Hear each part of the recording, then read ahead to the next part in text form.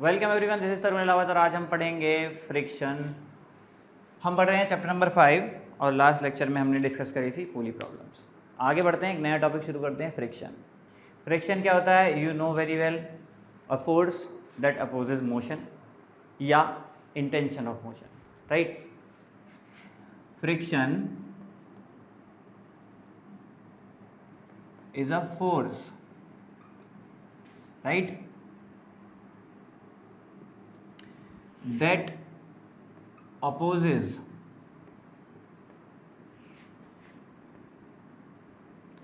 motion,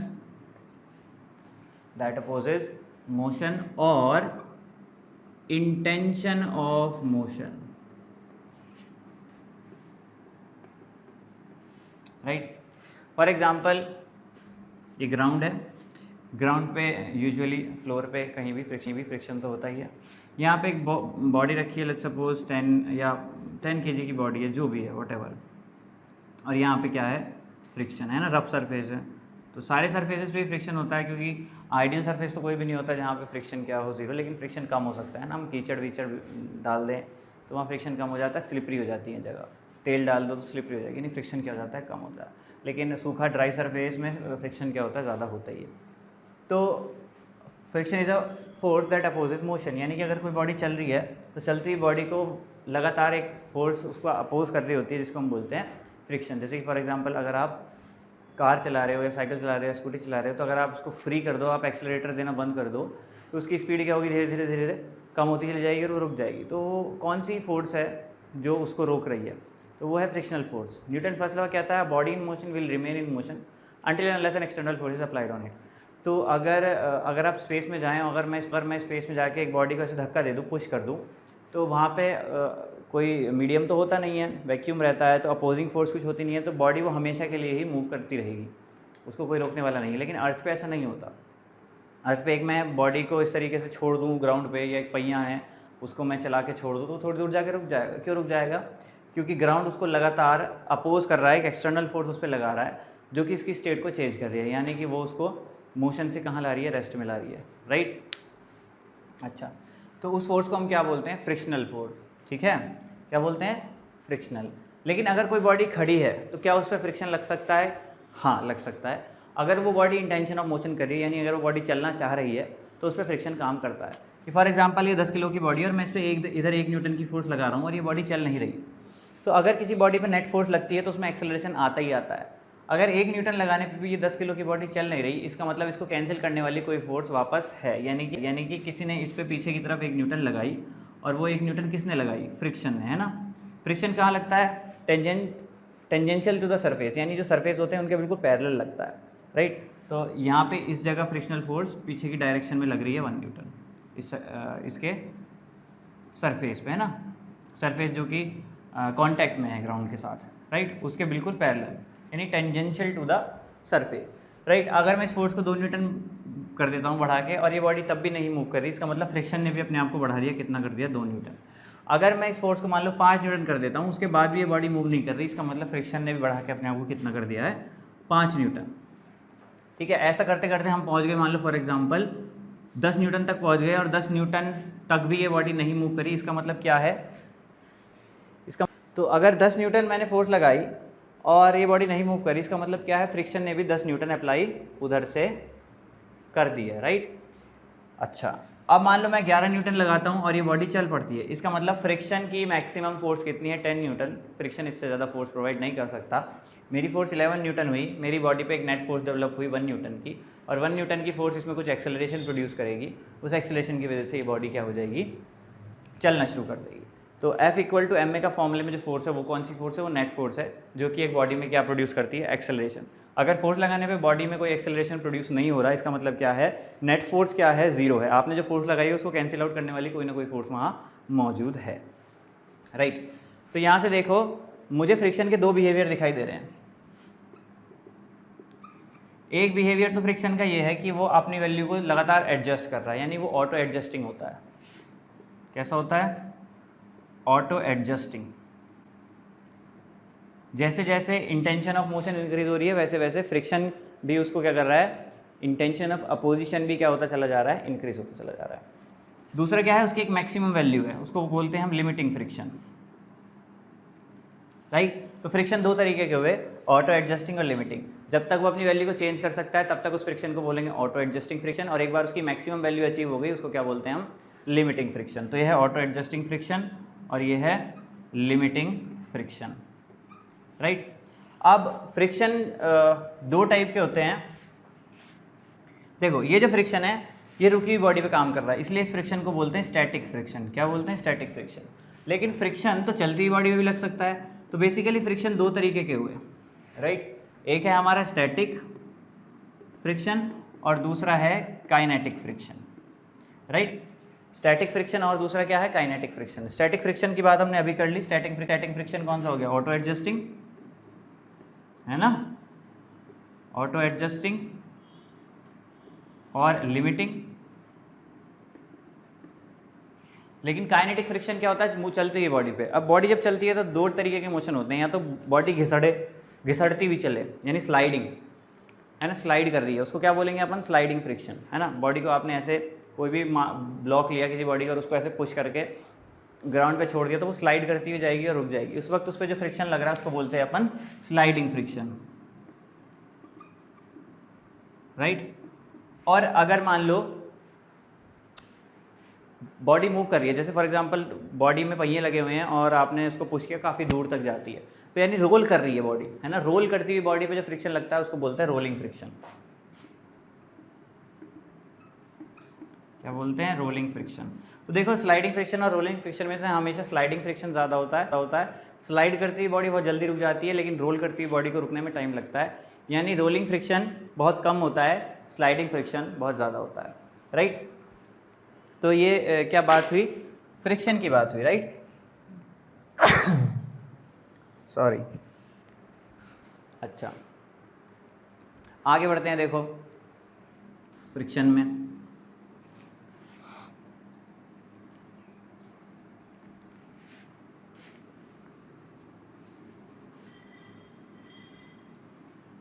friction के बारे में एक बड़ी पॉपुलर स्टेटमेंट है जो यूज़ होती है, बोलते हैं हम friction is a necessary evil. समझ में आई बात, फ्रिक्शन क्या है, एक नेसेसरी ईवल है। ऐसा क्यों बोलते हैं हम, देखो without friction it is not possible to move. उसकी नेसेसिटी बहुत ज़्यादा है, राइट।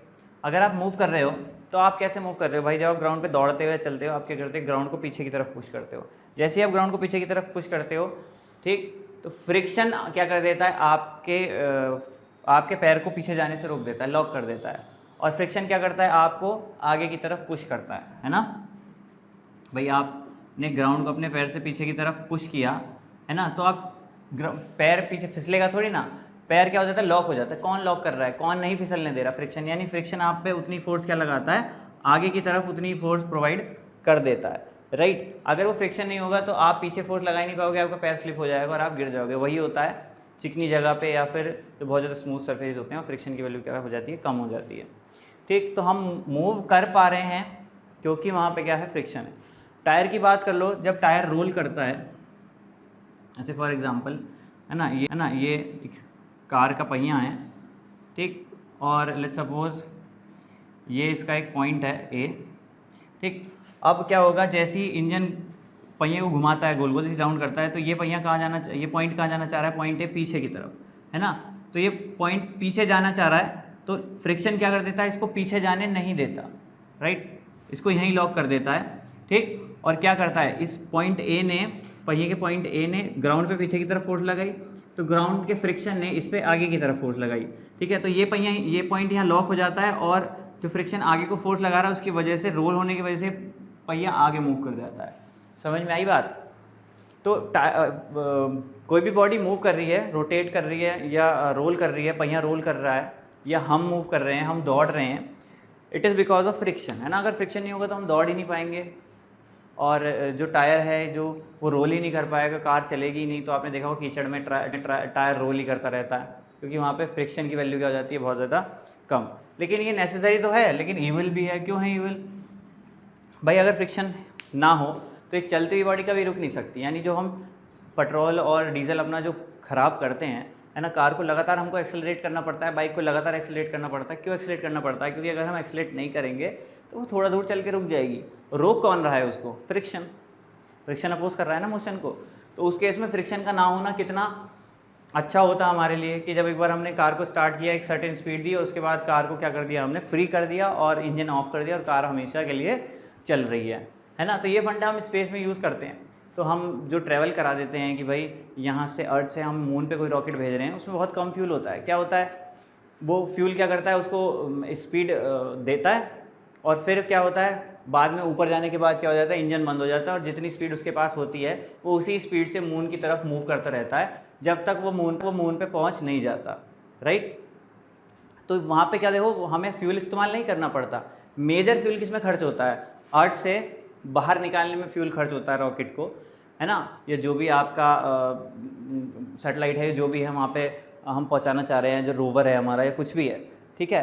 तो एक बार हमने उसको एक स्पीड दी मून की तरफ और उसके बाद फिर हमने क्या कर दिया, इंजन को शट ऑफ कर दिया। उसके बाद इंजन कोई प्रोपल्शन प्रोवाइड नहीं करते हैं, है ना, किसी तरीके की फोर्स नहीं देते, क्योंकि वहाँ पे वो स्पेस में है। A body in motion with certain velocity will keep moving in that direction with that velocity.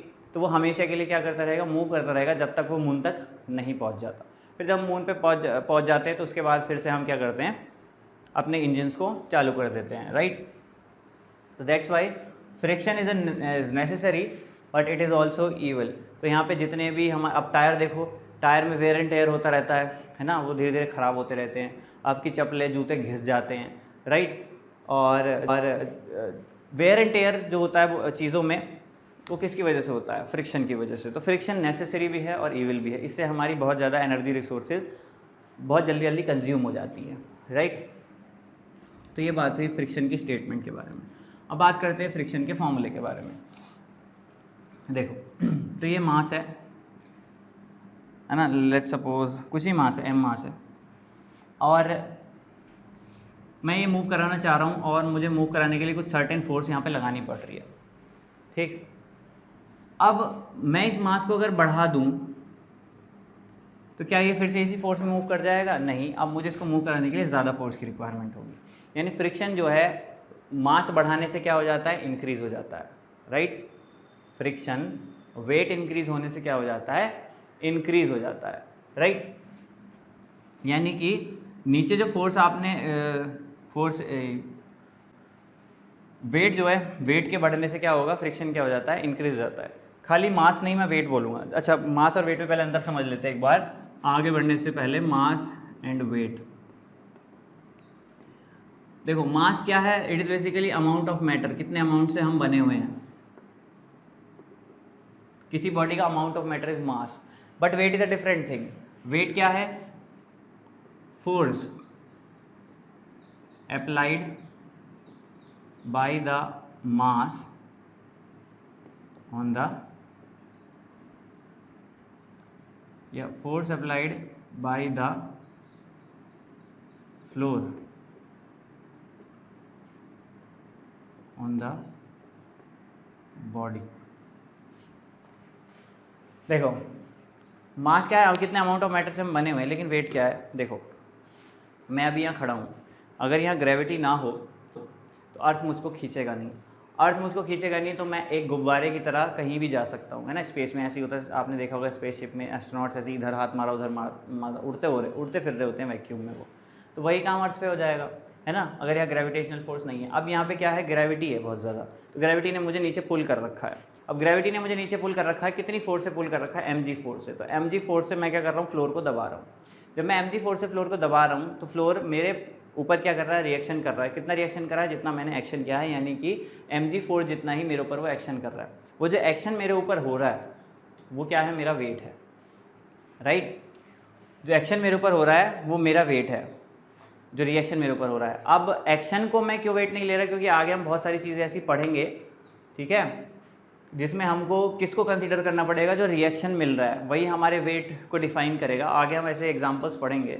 इसलिए मैं क्या बोल रहा हूँ कि जो हमने एक्शन किया वो हमारा वेट नहीं है, जो ग्राउंड ने हमारे ऊपर रिएक्शन किया, ठीक है, वो हमारा क्या होता है, वेट होता है। अब सोचो अगर अर्थ की ग्रेविटी जितना अभी है उससे डबल हो जाए तो मैं बहुत ज़्यादा ज़ोर से अर्थ को दबाऊंगा और अर्थ बहुत ज़्यादा ज़ोर से मुझे दबाएगा, तो मुझे मेरे पैरों में बहुत ज़्यादा दर्द होगा, मुझे ऐसा लगेगा मैं बहुत भारी हो गया हूँ।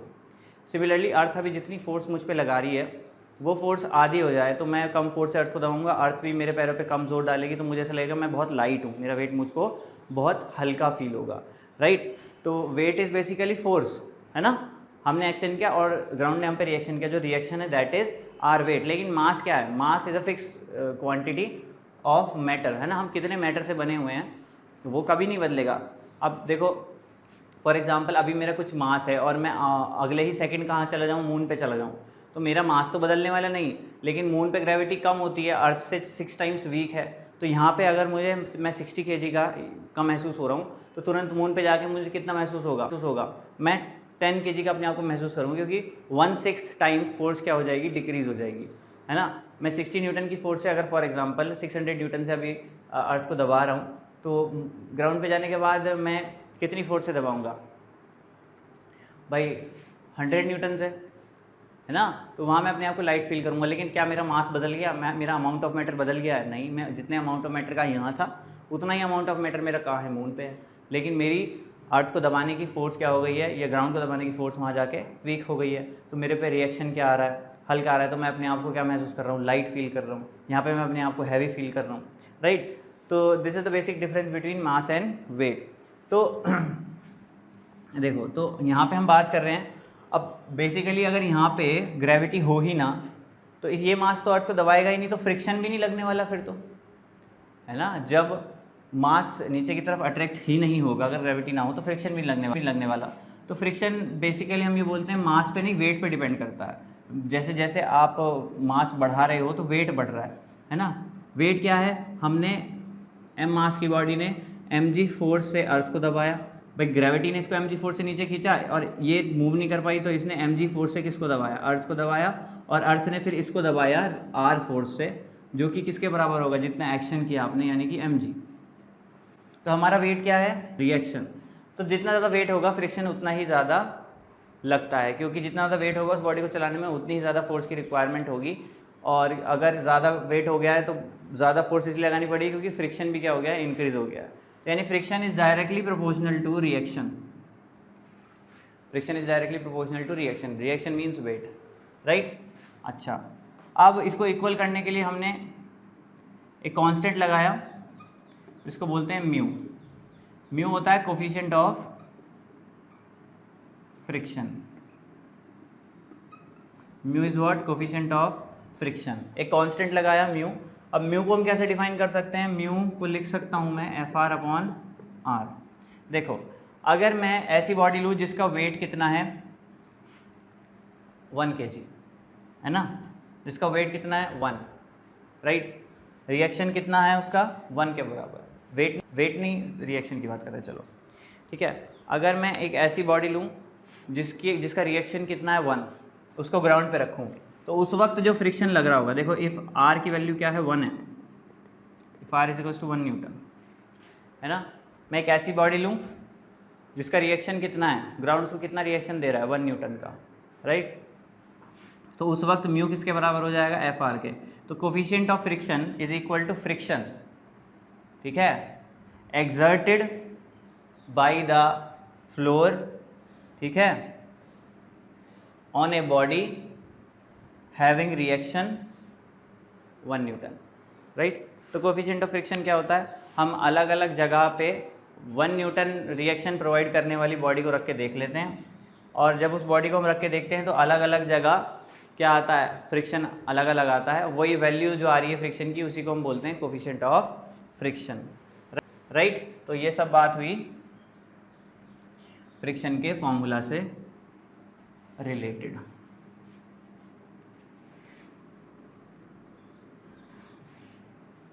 अब थोड़े से एक हल्का सा न्यूमेरिकल कर लेते हैं। जैसे हमने कल न्यूमेरिकल सॉल्व किए थे, है ना, बेस्ड ऑन इंक्लाइंड प्लेन, किए थे कि नहीं किए थे।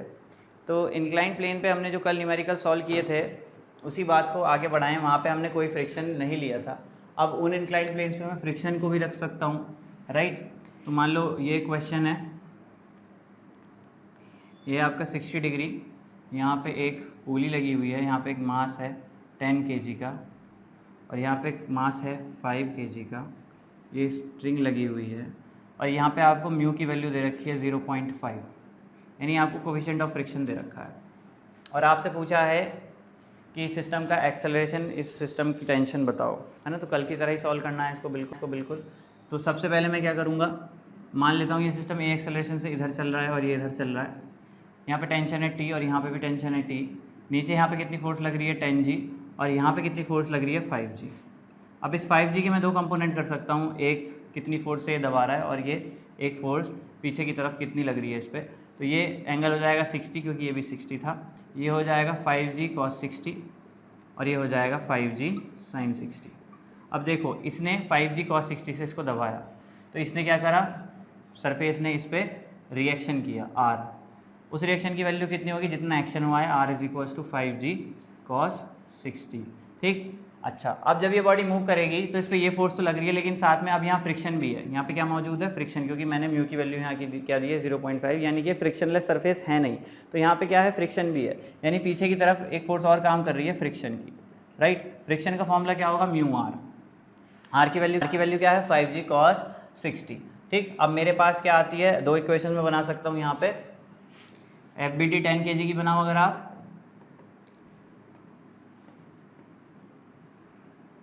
तो देखो नीचे 10G ऊपर T एक्सेलरेशन A, तो 10G माइनस T तो हो गया आपकी नेट फोर्स और 10A क्या हो गया एक्सेलरेशन, इक्वेशन नंबर 1। अब FBD बनाओ आप 5 kg का,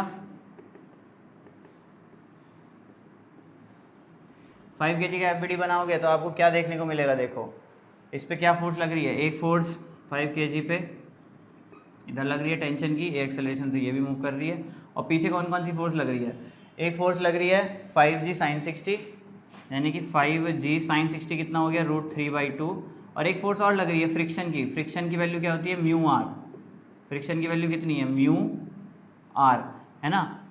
अब आर की वैल्यू कितनी है 5G cos 60, यानी इसको मैं लिख सकता हूँ, देखो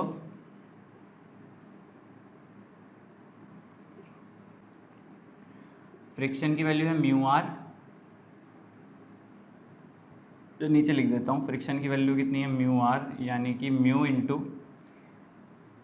कितनी है 5G cos 60 कितना होता है 1/2, और म्यू की वैल्यू कितनी है 0.5 इंटू 5G / 2। ठीक है, तो अब नेट फोर्स इस पर कितनी हो जाएगी, नेट फोर्स होगी इस पर T माइनस, ये कितना हो गया आपका भाई, ये हो जाएगा आपका 2.5, या आप इसको ऐसे लिख सकते हो 5/4G प्लस ये कितना हो गया आपका 5√3/2G is equals to mass into acceleration, mass कितना है 5, एक्सेलरेशन कितना है A, ये होगी इक्वेशन नंबर 2। अब 1 और 2 में से T को आप एलिमिनेट कर दो और उसके बाद A की वैल्यू निकाल लो, और फिर A की वैल्यू किसी भी एक इक्वेशन में पुट करके T की वैल्यू निकाल लो। तो फ्रिक्शन में क्या होता है, बस आपको एक फोर्स और ऐड कर देनी है, जितने भी हमने न्यूमेरिकल्स पहले पढ़े हैं, अगर फ्रिक्शन वहाँ गिवन है तो फ्रिक्शन की वैल्यू क्या होती है म्यू आर, वो और ऐड कर देनी है मोशन के जहाँ अपोजिशन टू मोशन हो रहा है। ठीक है, तो फ्रिक्शन में कुछ और ज़्यादा भारी न्यूमेरिकल तो बनना नहीं है आपके सिलेबस में। ठीक है, तो वही वाले न्यूमेरिकल्स को हम फॉलो करेंगे और देख लेंगे किस बॉडी पे फ्रिक्शन लग रहा है, और वो एक फोर्स वहाँ पे अपोजिट ऐड कर देंगे टू द मोशन। समझ में आई बात। तो ये बात हुई आपकी फ्रिक्शन से रिलेटेड। फ्रिक्शन में थोड़ी सी बात और कर लेते हैं, देखो और थोड़ी सी बात कर लेते हैं फ्रिक्शन में। चलो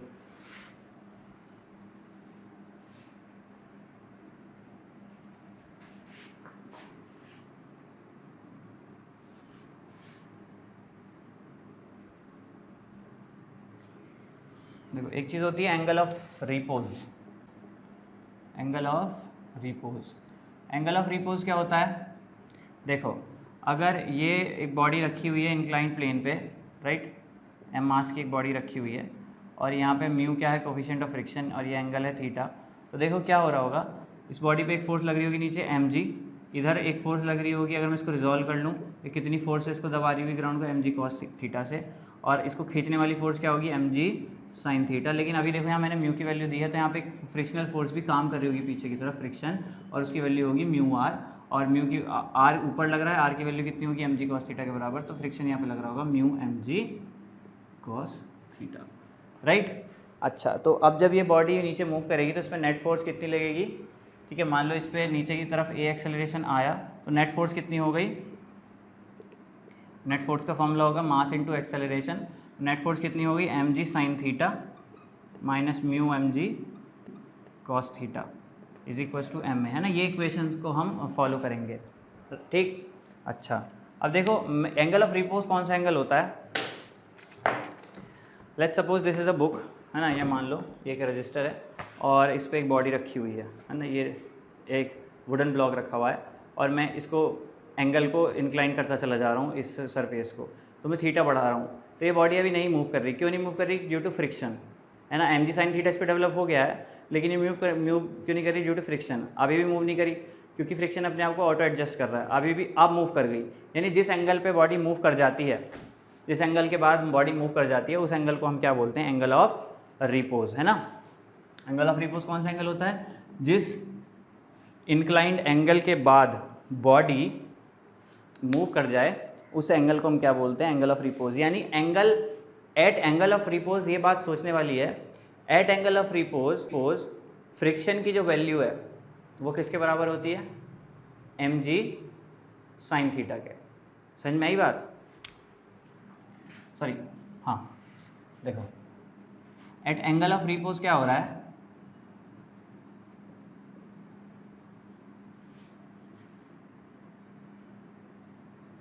है ना, ये थीटा क्या है हमारा, एंगल ऑफ रिपोज है। तो ये क्या है, एंगल ऑफ रिपोज पे, एंगल ऑफ रिपोज के बाद बॉडी स्लिप करने जा रही है, यानी इसका मतलब एम जी साइन थीटा क्या हो जाएगा, फ्रिक्शन से बड़ा हो जाएगा। लेकिन at angle of repose M G sine theta friction के बराबर होगा, सही बात है कि नहीं, क्योंकि इसके बाद फ्रिक्शन अपनी वैल्यू को बढ़ा नहीं सकता, फ्रिक्शन की लिमिट आ जाएगी एंगल ऑफ रिपोज के बाद।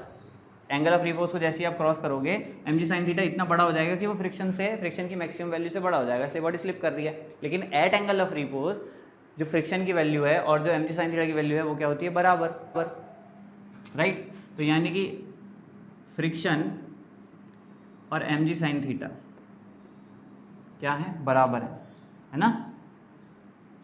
फ्रिक्शन इज इक्वल्स टू किसके बराबर है, एम जी साइन थीटा के, राइट।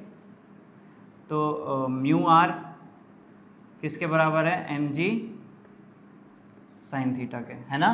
आर की वैल्यू कितनी हो गई, mu M G cos theta किसके बराबर है, एम जी साइन थीटा के। एम जी से एम जी क्या हो गया, कैंसिल हो गया। म्यू किसके बराबर आ गया, sine theta upon cos theta, यानी म्यू फाइनली किसके बराबर आया, टेन थीटा के।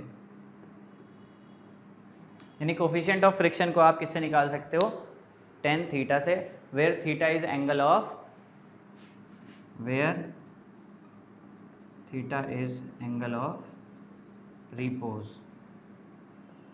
इसको रिपोज की जगह एंगल ऑफ रेस्टिट्यूशन भी कभी कभी बोल देते हैं। ज़्यादातर किताबों में रेस्टिट्यूशन ही बोलते हैं, कहीं रिपोज बोल देते हैं, कहीं रेस्टिट्यूशन बोल देते हैं, ठीक है। तो ये सब था फ्रिक्शन के बारे में, मैंने आपको दिया इंट्रोडक्शन ऑफ फ्रिक्शन।